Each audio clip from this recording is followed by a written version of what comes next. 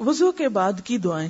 رسول اللہ صلی اللہ علیہ وسلم نے فرمایا جو شخص پورا وضو کرے اور پھر کہے اشہد ان لا الہ الا اللہ وحدہ لا شریک لہ واشہد ان محمدا عبدہ ورسولہ، میں گواہی دیتا ہوں کہ اللہ کے سوا کوئی معبود برحق نہیں، وہ اکیلا ہے، اس کا کوئی شریک نہیں، اور میں گواہی دیتا ہوں کہ محمد صلی اللہ علیہ وسلم اللہ کے بندے اور رسول ہیں، تو اس کے لیے جنت کے 8 دروازے کھول دیے جاتے ہیں جس سے چاہے داخل ہو. یعنی ایک چھوٹے سے عمل پر اتنی بڑی بشارت ہے، لیکن اس بشارت کا اہل اور مستحق وہی ہو سکتا ہے جو اس عمل کو کرنا جانے. صرف وہ جانتا ہی نہ ہو بلکہ کر بھی سکتا ہو، کرتا بھی ہو. تو کرنے کے لیے آپ کو ایک الگ ایفرٹ چاہیے. یعنی آپ کی ایک کوشش تھی جاننے کی، وہ مرحلہ طے ہوا، اب اگلی کوشش کس بات کے لیے ہوگی کہ آپ اس کو کر جائیں. کرنے کے لیے ضروری ہے کہ آپ بھولیں نہیں. نمبر 1 اس دعا کو یاد کر لیں زبانی. نمبر 2 یہ کہ پھر جب وقت آئے تو اس وقت پڑھنا نہ بھولیں. اس کے لیے آپ کوئی نہ کوئی نشانی رکھ لیں، کسی ایسی جگہ پر لکھ کر لگا دیں جہاں وضو کے بعد آپ کا گزر ہو، تاکہ آپ کچھ عرصے تک دیکھ کر پڑھتے رہنے یا اس یاد دہانی یا نشانی کے ساتھ عمل کی عادت ڈالیں، اور پھر یہ انشاءاللہ آپ کی عادت ثانیہ بن جائے گی. آپ سفر میں ہو، حضر میں ہو، کہیں بھی ہو، آپ اس دعا سے فائدہ اٹھاتے رہیں گے. اللہ تعالیٰ کو وہی عمل پسند ہوتا ہے جو اگرچہ تھوڑا ہو لیکن مستقل ہو، ہمیشہ کیا جائے. ابو داؤد کی ایک روایت میں اس دعا کو آسمان کی طرف نظر اٹھا کر پڑھنے کا ذکر ہے، مگر یہ روایت صحیح نہیں. اس میں ابو عقیل کا چچا زاد بھائی مجہول ہے. ٹھیک ہے، یعنی آپ کے لیے ضروری نہیں کہ آسمان کی طرف ہی نظر اٹھا کے دعا پڑھیں، آپ جہاں بھی ہیں، کیونکہ آج کل کے واش رومز میں تو بعض اوقات آسمان کی طرف دیکھنے کا کوئی موقع ہی نہیں ہوتا. تو ایسی صورت میں آپ صرف دعا پڑھ سکتے ہیں. یعنی بند گھروں میں اندر ہی اندر اگر آپ وضو کر رہے ہیں تو اندر ہی پڑھ سکتے ہیں. دیکھیں ایسے واش روم جس میں کوئی نجاست نہ ہو، سب کچھ دھل گیا تو برابر کا ایک کمرہ ہو گیا، تو اس میں تو آپ پڑھ سکتے ہیں. لیکن وہ واش روم جہاں پر نجاست، گندگی اور یہ سب چیزیں ہوں تو وہ ایک الگ جگہ ہے. لیکن بہتر پھر بھی یہی ہے کہ باہر آ کر پڑھیے. ٹھیک ہے، لیکن بسم اللہ تو شروع میں واش روم کے اندر ہی پڑھیں گے نا، سنک پہ کھڑے ہو کے. ٹھیک ہے. اصل میں یہ ہے کہ اگر ہم اسلامی طریقے کے گھر بناتے تو ہم سنک وضو کے اور پاؤں دھونے کی جگہ سنت کے مطابق خود ڈیزائن کرتے. لیکن ہمارے گھروں میں اس کانسیپٹ کا تو خیال ہی نہیں رکھا گیا. حالانکہ کیا مشکل ہے، ٹوائلٹ کو الگ کر دیں، وضو کی جگہ الگ کر دیں. اور اس میں ایک اور سہولت یہ بھی ہوتی ہے کہ اگر ایک واش روم کو 2-4 لوگ گھر میں استعمال کر رہے ہیں تو ہر کوئی واش روم سے نکل کر وضو باہر آ کے کرے، تو وہ ویسے بھی سہولت. اب ایک شخص واش روم میں گھس جاتا ہے اور وہ نکلنے کا نام ہی نہیں لیتا، وہیں گھر بنا لیتا ہے. حالانکہ ناپاک گندی جگہ جتنا جلدی ہو باہر نکلے انسان. تو بات یہ ہے کہ اصل چیز جو ہمارے آج سیکھنے کی ہے وہ ایک تو آپ دوبارہ اس کو خود بیٹھ کر ایک ایک سطر پڑھیں گے اور یہ دیکھیں گے کہ آپ کیا نہیں کر رہے، اس کو نشان لگا لیں گے. یہ نہیں میں کر رہی، اس کو آپ ایک الگ کاغذ پر لکھیں گے. اس کاغذ کو لکھ کر آپ اپنے واش روم کے دروازے کے باہر یا کہیں سٹک کر دیں، کہیں لکھ کے لگا لیں، اور پھر کوشش کریں کہ مسلسل عمل سے آپ کی عادت کا حصہ بن جائے. خاص طور پر یہ دعا کتنا مختصر عمل ہے مگر کتنے بہترین اجر کا سبب ہے کہ اس دعا کے پڑھنے والے کے لیے جنت کے 8 دروازے کھول دیے جاتے ہیں. دن میں 5 دفعہ آپ وضو کم از کم کرتے ہیں، 5 دفعہ یہ دعا پڑھیے. ان بٹوین اگر اللہ نے واپس بلا بھی لیا تو غم کی بات نہیں، انشاءاللہ 8 دروازے کھلیں گے انشاءاللہ تعالی. ہاں، لیکن پوری نیت اور جذبے کے ساتھ اس پر عمل کرنا ہے. میری کلاس فقہ کی کلاس ہرگز نہیں، یہ کلاس جو پڑھیں اس پر عمل کرنے کی کلاس ہے. کوئی بحث مباحث سے نہیں، کوئی حجت بازیاں نہیں، کچھ نہیں. جو سیکھا ہے وہ کرنے کی کوشش. تو آج آپ کیا کریں گے؟ جو نہیں کر رہے اس کی چیک لسٹ بنا لیں، اور جو کرنا ہے اس کو لکھ کے کہیں لگائیں اور اس کو کر کے دکھائیں. وضو کے بعد یہ دعا بھی پڑھیں، سبحانک اللہم و بحمدک اشہد ان لا الہ الا انت استغفرک و اتوب الیک۔ اے اللہ، تو اپنی تمام تعریفات کے ساتھ ہر عیب سے پاک ہے، میں گواہی دیتا ہوں کہ تیرے سوا کوئی سچا معبود نہیں ہے، میں تجھ سے بخشش مانگتا ہوں اور تیرے حضور۔ تو گویا وضو کے بعد آپ اسی طرح پڑھیں گے، ایسے ہی لمبا لمبا جیسے پڑھیں گے ویسے پڑھیے، کیونکہ اگر آپ صرف ہر چیز لمبا پڑھنے کی عادت ڈال بیٹھی تو پھر جب عمل کا وقت آئے گا تو آپ کر نہیں سکیں گی، تو نیچرل رہیے۔ کچھ اور دعائیں بھی ہیں، اللہم اجعلنی من التوابین واجعلنی من المتطہرین، اور ایک اور بہت خوبصورت دعا ہے، اللہم اغفر لی ذنبی ووسع لی فی داری وبارک لی فی رزقی۔ کتنی خوبصورت دعا ہے، اور جتنی دیر میں آپ اپنے بازو نیچے کرتے ہیں اور اپنا دوپٹہ ٹھیک کرتے ہیں اور آپ جائے نماز بچھاتے ہیں، اتنی دیر میں ساری دعائیں ہو جاتی ہیں۔ اس کے لیے ضروری نہیں کہ آپ وہاں سے نکل کے پھر 5 منٹ کھڑے ہو جائیں۔ وضو کی خود ساختہ دعائیں، رسول اللہ صلی اللہ علیہ وسلم کی سنت سے وضو کے شروع میں بسم اللہ اور بعد میں شہادتین کا پڑھنا ثابت ہے۔ شہادتین کیا ہے؟ یہی دعا نمبر 1، اشہد ان لا الہ الا اللہ اور اشہد ان محمدًا عبدہ ورسولہ۔ شہادتین تسنیہ کسی گئی نہیں، 2 شہادتیں، 2 گواہیاں، اللہ کی وحدانیت کی اور نبی صلی اللہ علیہ وسلم کی رسالت کی۔ لیکن بعض لوگ وضو میں ہر روز دھوتے وقت ایک ایک دعا پڑھتے ہیں، اور وہ دعائیں مروجہ کتب نماز میں پائی جاتی ہیں۔ واضح ہو کہ یہ دعائیں سنت پاک اور صحابہ کرام کے عمل سے ثابت نہیں ہیں۔ اللہ تعالیٰ نے جب اپنے رسول صلی اللہ علیہ وسلم پر دین مکمل کر دیا تو پھر دینی اور شرعی امور میں کمی بیشی کرنا کسی امتی کے لیے ہرگز جائز نہیں۔ امام نووی رحمۃ اللہ علیہ فرماتے ہیں، ہر عضو کے لیے مخصوص اذکار کے بارے میں رسول اللہ صلی اللہ علیہ وسلم سے کوئی چیز ثابت نہیں۔ تو اس سے کیا پتہ چلتا ہے کہ پھر ایسی چیزوں کی پابندی لازم نہیں۔ اگر کوئی کرتا ہے تو وہ اس کا ذاتی عمل ہے، لیکن کتابوں میں لکھ کے اس کو چھاپ کے دوسروں کو اس کا پابند کرنا اور مشقت میں ڈالنا، یہ زیادتی کی بات ہے۔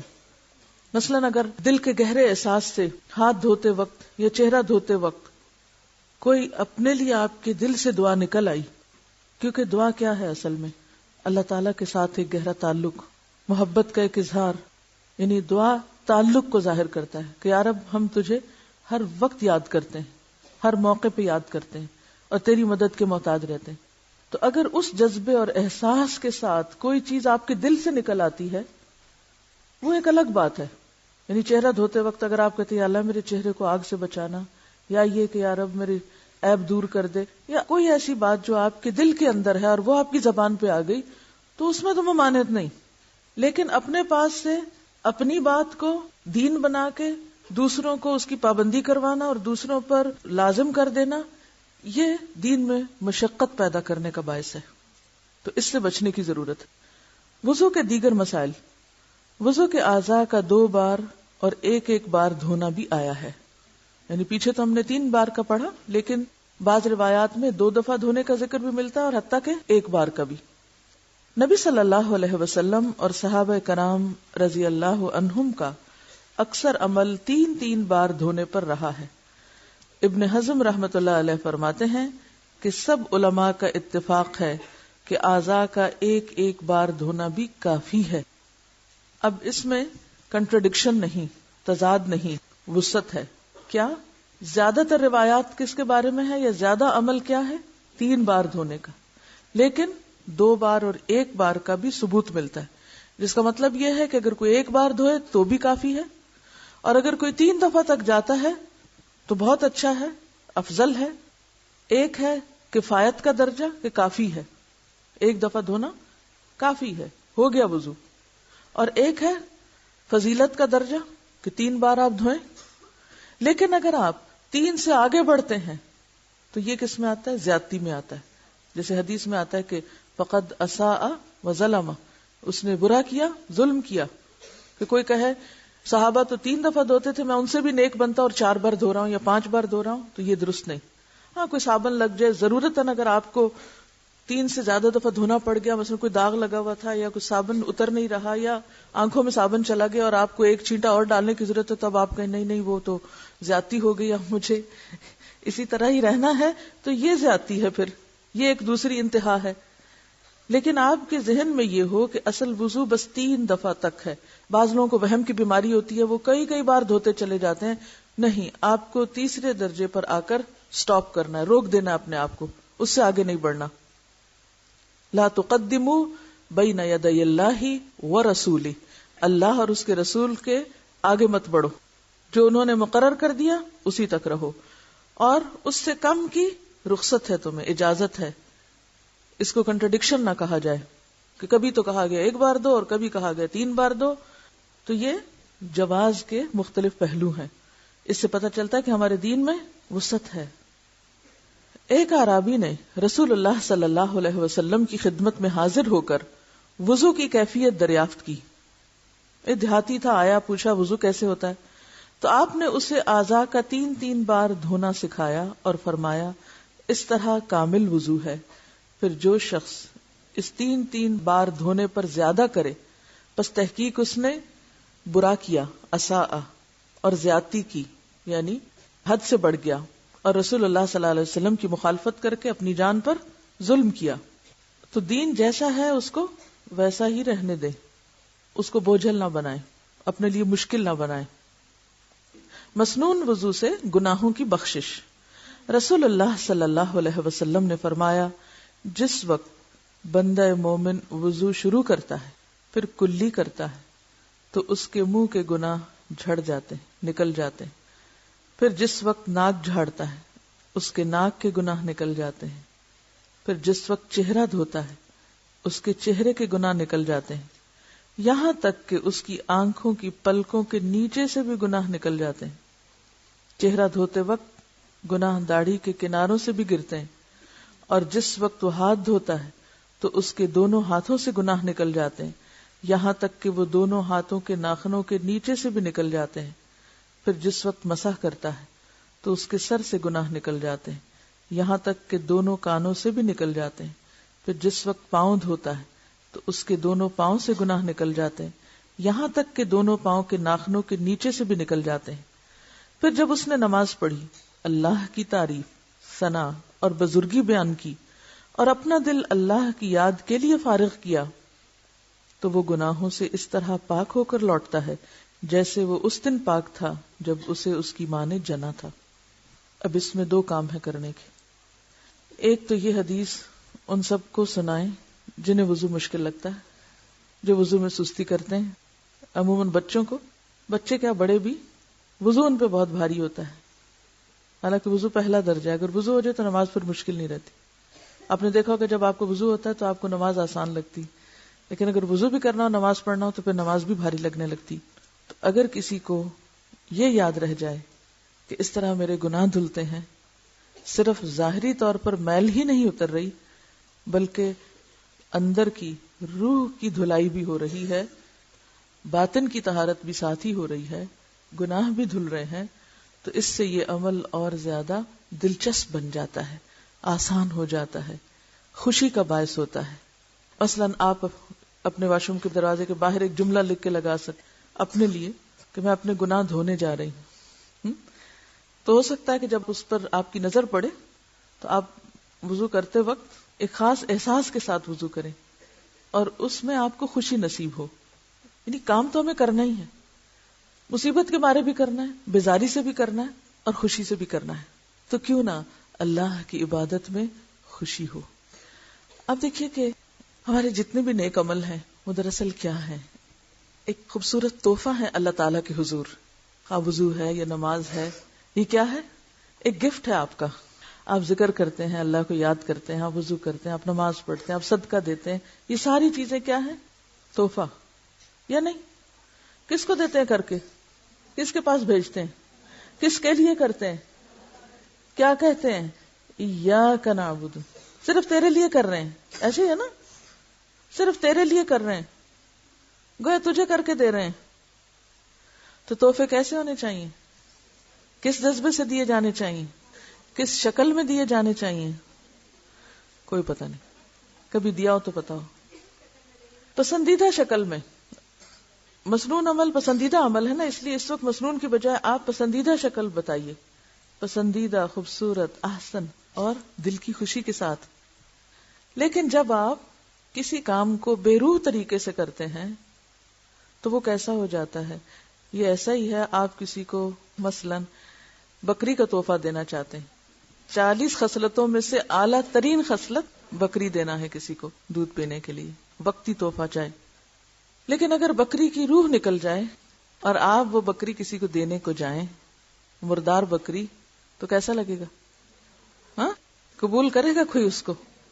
جیسے آپ صلی اللہ علیہ وسلم نے ایک دفعہ صحابہ کرام کو راستہ گزرتے ہوئے فرمایا تھا، کون ہے تم میں سے جو بکری کا مرا ہوا بچہ تھوڑی قیمت میں لے لے؟ صحابہ نے عرض کیا کہ مفت نہیں لینا چاہتے، قیمت میں کہاں لیں گے؟ تو جو عبادتیں بے روح ہوتی ہیں، دوسرے لفظوں میں ان کی روح نکلی ہوئی ہوتی ہے، وہ کیسی عبادتیں ہیں؟ مردہ عبادتیں. تو مردہ تحفے کس قسم کے تحفے ہیں؟ کر رہے ہیں اس لیے کہ حکم ملا ہے کرنے کا، اب فرض ادا کرنا ہے، اس لیے وضو کرنا ہے، اس لیے نماز پڑھنی ہے، نہ اللہ کی یاد اس میں، نہ خشوع اس میں. تو یہ بے روح عبادتیں بے روح لاشوں کی طرح ہیں جو ہم اللہ کے حضور پیش کرتے رہتے ہیں، اور پھر توقع کیا رکھتے ہیں کہ ہمیں اس پر کیا ملے؟ انعام. واہ، کسی کو آپ دیں ایسا تحفہ اور کہیں اس پر دے مجھ کو انعام. لیکن ہم سوچتے نہیں، غور نہیں کرتے. تو ہم جو بھی عمل کر رہے ہیں، چھوٹا کریں یا بڑا، اس کے پیچھے روح لائیں، اس میں محبت شامل کریں، اس میں ایک نیت شامل کریں، اس میں ایک جذبہ لائیں، تو انشاءاللہ دنیاوی اعتبار سے بھی وہ عمل کیسا ہو جائے گا؟ خوشگوار ہو جائے گا، آسان ہو جائے گا، اور اللہ کے ہاں قبولیت کے اعتبار سے بھی بہترین ہو جائے گا. ہو سکتا ہے یہ حدیث آپ کو پہلے بھی پتا ہو، بہت سی چیزیں آپ پہلے سے جانتی ہوں گی، اسی لیے آپ کے اس کورس کا مقصد محض معلومات میں اضافہ نہیں، معلومات میں اضافے کی پختگی، کیونکہ علم کے لیے پختگی بہت ضروری، پختگی، صحیح فہم اور اس پر صحیح عمل، اور پھر عمل کے اندر خوشبو، روح، جان، جذبہ، شوق، یہ ساری چیزیں لانا مقصود ہے.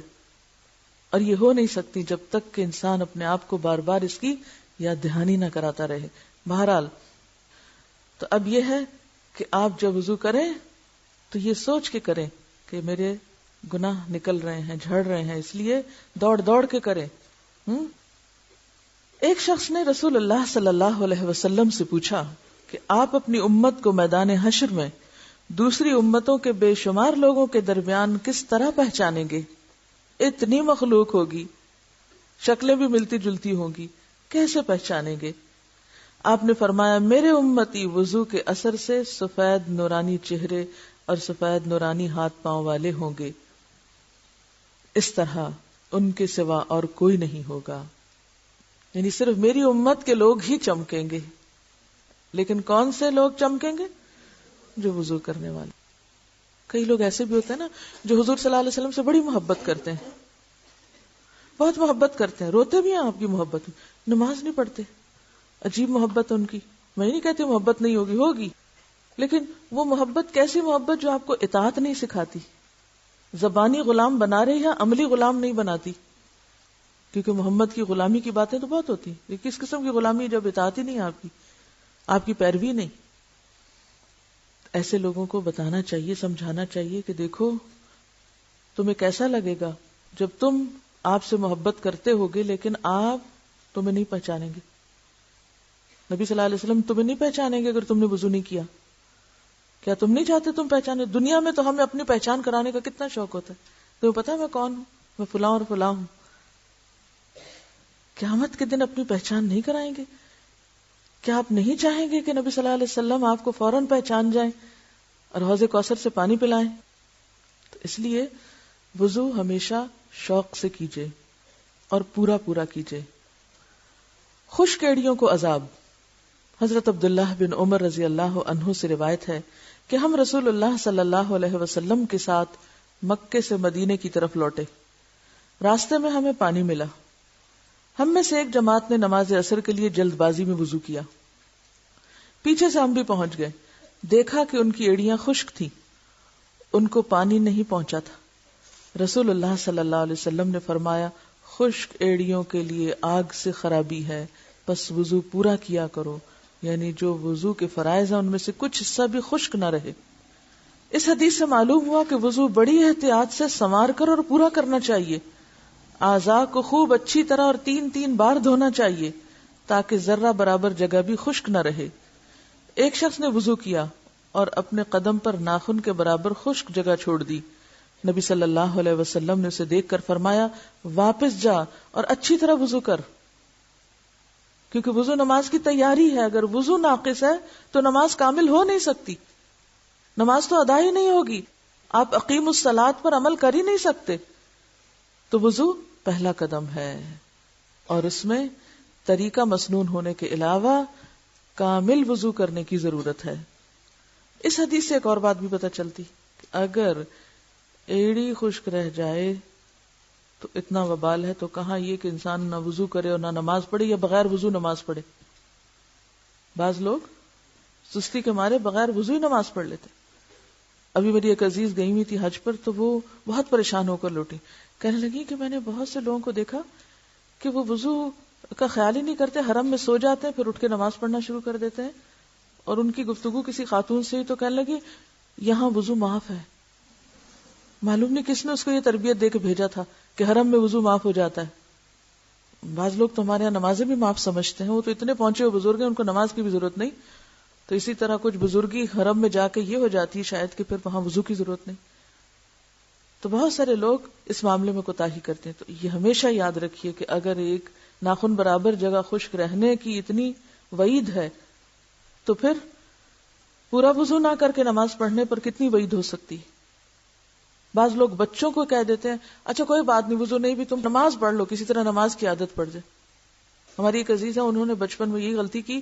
وہ کہتی ہے کہ اب بیٹا 14 سال کا بھی ہو گیا تو اس کو وضو کرانا مشکل، کیونکہ بچپن میں میری غلطی، میں نے اسے کہا اچھا ایسے ہی پڑھ لو تاکہ کسی طرح نماز کی تو عادت ہو جائے۔ تو کچھ چیزیں ایسی ہیں کہ جن میں کوتاہی کی کوئی گنجائش نہیں ہوتی۔ بچپن سے ہی بچوں کے ساتھ کھڑے ہو کر دیکھیے، کچھ دن جب آپ 7 سال کا بچہ ہو جائے نا، نماز شروع کرائیں، کچھ دن ساتھ کھڑی رہیں، پورا واچ کریں، ورنہ دیکھا گیا کہ کئی بچے ترتیب بھی الٹ پلٹ کر دیتے ہیں اور کبھی کلی نہیں کریں گے، کبھی صحیح ناک میں پانی نہیں چڑھائیں گے۔ تو اگر شروع سے ہی عادت پختہ ہو جائے درست وضو کی تو پھر انسان کو بڑے ہو کر مشکل نہیں ہوتی۔ وضو سے بلندی درجات، رسول اللہ صلی اللہ علیہ وسلم نے فرمایا وضو آدھا ایمان ہے، وضو آدھا ایمان۔